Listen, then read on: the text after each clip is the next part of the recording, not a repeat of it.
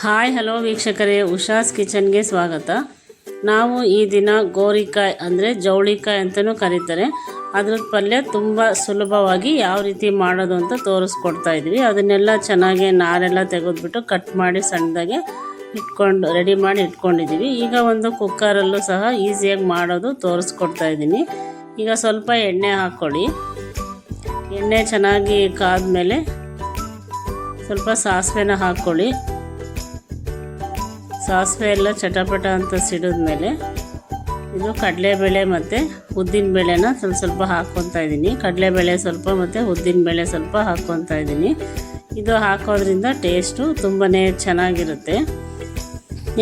ಅದಕ್ಕಿಂತ ಮೊದಲು ಯಾರೆಲ್ಲ ಹೊಸಬ್ರಾಗಿದ್ದರೆ ನಮ್ಮ ಚಾನಲ್ನ ಸಬ್ಸ್ಕ್ರೈಬ್ ಮಾಡ್ಕೊಳ್ಳಿ ಮತ್ತು ಲೈಕ್ ಮಾಡಿ, ಪಕ್ಕದಲ್ಲಿರೋ ಬೆಲ್ ಐಕನ್ನ ಕ್ಲಿಕ್ ಮಾಡಿ ಹೇಗಿತ್ತು ಅಂತ ಕಮೆಂಟ್ ಬಾಕ್ಸಲ್ಲಿ ತಿಳಿಸಿ.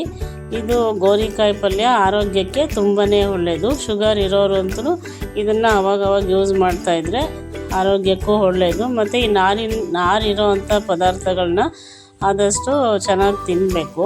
ಶುಗರ್ ಇರೋರು ಬೆಂಡೆಕಾಯಿ ಮತ್ತು ಬೀನ್ಸು, ಈ ಥರ ಗೋರಿಕಾಯಿ, ಈ ಥರ ಪಲ್ಯಗಳನ್ನ ಆದಷ್ಟು ಜಾಸ್ತಿ ಮಾಡಿಕೊಂಡು ತಿನ್ನೋದ್ರಿಂದ ಶುಗರ್ ಲೆವೆಲ್ ಕೂಡ ಕಡಿಮೆ ಆಗುತ್ತೆ. ಈಗ ಇಲ್ಲಿ 2 ಮೀಡಿಯಮ್ ಸೈಜು ಈರುಳ್ಳಿ ತೊಗೊಂಡಿದ್ದೆ ನಾನು. ಈ ಥರ ಉದ್ದುದ್ದ ಕಟ್ ಮಾಡಿಬಿಟ್ಟು ಹಾಕಿದ್ದೀನಿ. 1 ಟೊಮೊಟೊ ಹಾಕಿದ್ದೀನಿ ಸಣ್ಣದಾಗಿ ಕಟ್ ಮಾಡಿಬಿಟ್ಟು. ಇದನ್ನು ಚೆನ್ನಾಗಿ ಫ್ರೈ ಮಾಡ್ಕೊಳ್ಳಿ.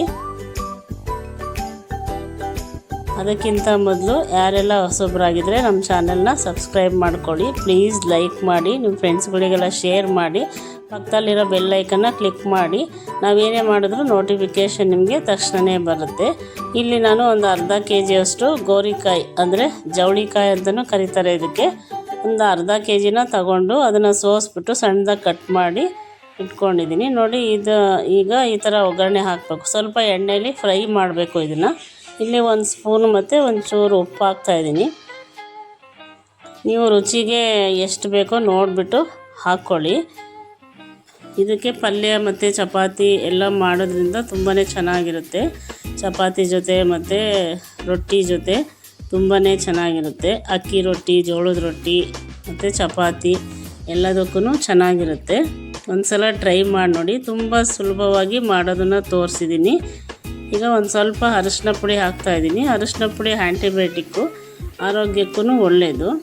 ಇಲ್ಲಿ 1 ಸ್ಪೂನು ಮತ್ತು ಒಂದು ಸ್ವಲ್ಪ ಖಾರದ ಪುಡಿ ಹಾಕ್ತಾಯಿದ್ದೀನಿ. ನಿಮಗೆ ಖಾರ ಕಡಿಮೆ ಬೇಕು ಅಂದರೆ 1 ಸ್ಪೂನ್ ಹಾಕ್ಕೊಳ್ಳಿ. ನಾನಿಲ್ಲಿ ಕರೆಕ್ಟಾಗಿ ಹಾಕಿದ್ದೀನಿ. ಈಗ ಸಾಂಬಾರು ಪುಡಿ ಅಂದರೆ ಬೇಳೆ ಸಾರಿನ ಪುಡಿ, ಅದು ಸಹ 1 ಸ್ಪೂನು ಮತ್ತು ಒಂದು ಸ್ವಲ್ಪ ಹಾಕ್ತಾಯಿದ್ದೀನಿ. ಬೇಳೆ ಸಾರಿನ ಪುಡಿ, ಸಾಂಬಾರು ಪುಡಿ ಹಾಕಿ ಮಾಡೋದ್ರಿಂದ ಪಲ್ಯ ತುಂಬಾ ಚೆನ್ನಾಗಿರುತ್ತೆ. ಟೇಸ್ಟ್ ಕೂಡ ತುಂಬ ಚೆನ್ನಾಗಿರುತ್ತೆ. ಈ ಥರ ಪಲ್ಯನ ಒಂದು ಸಲ ಟ್ರೈ ಮಾಡಿ ನೋಡಿ. ಹೇಗಿತ್ತು ಅಂತ ಕಮೆಂಟ್ ಬಾಕ್ಸಲ್ಲಿ ತಿಳಿಸಿ. ಇದರಲ್ಲೇ ಇನ್ನೂ 2 ಥರ ಪಲ್ಯನ ನಾನು ಯಾವ ಥರ ಮಾಡೋದು ಅಂತ ತೋರಿಸ್ಕೊಡ್ತೀನಿ. ಈಗ ಸ್ವಲ್ಪ ಕರಿಬೇವನ್ನ ಸಣ್ಣದಾಗಿ ಕಟ್ ಮಾಡಿ ಹಾಕ್ತಾಯಿದ್ದೀನಿ. ಒಗ್ಗರಣೆಗೆ ಹಾಕಬೇಡಿ. ಈ ಥರ ಹಸಿದು ಹಾಕೋದ್ರಿಂದ ತುಂಬಾ ಒಳ್ಳೆಯದು ಆರೋಗ್ಯಕ್ಕೆ, ಮತ್ತು ಕಣ್ಣಿಗೆ, ಕೂದಲಿಗೆಲ್ಲ ತುಂಬ ಒಳ್ಳೆಯದು. ಈಗ ಸ್ವಲ್ಪ ಕಾಯಿ ತುರಿ ಹಾಕ್ತಾಯಿದ್ದೀನಿ. ಕಾಯಿ ತುರಿ ಹಾಕೋದ್ರಿಂದ ಟೇಸ್ಟು ಚೆನ್ನಾಗಿರುತ್ತೆ. ಇವಾಗೆಲ್ಲ ಚೆನ್ನಾಗಿ ಮಿಕ್ಸ್ ಮಾಡ್ಕೊಳ್ಳಿ. ಇದನ್ನು ಎಣ್ಣೆಯಲ್ಲಿ ಸ್ವಲ್ಪ ಚೆನ್ನಾಗಿ ಫ್ರೈ ಆಗಬೇಕಿದು. ಇವಾಗ ಒಂದು ಸ್ವಲ್ಪ ನೀರು ಹಾಕ್ತಾಯಿದ್ದೀನಿ. ಯಾಕೆಂದರೆ ನಾವು ಕುಕ್ಕರಲ್ಲಿ ಮಾಡೋದ್ರಿಂದ 1 ವಿಷಲ್ ಆದರೆ ಸಾಕು. ಅದಕ್ಕೆ ಸ್ವಲ್ಪ ಅದು ಮುಳುಗೋವಷ್ಟು ನೀರು ಹಾಕ್ತಾಯಿದ್ದೀನಿ. ಜಾಸ್ತಿ ನೀರು ಹಾಕಬೇಡಿ, ನೀರು ಆಗಿಬಿಡುತ್ತೆ.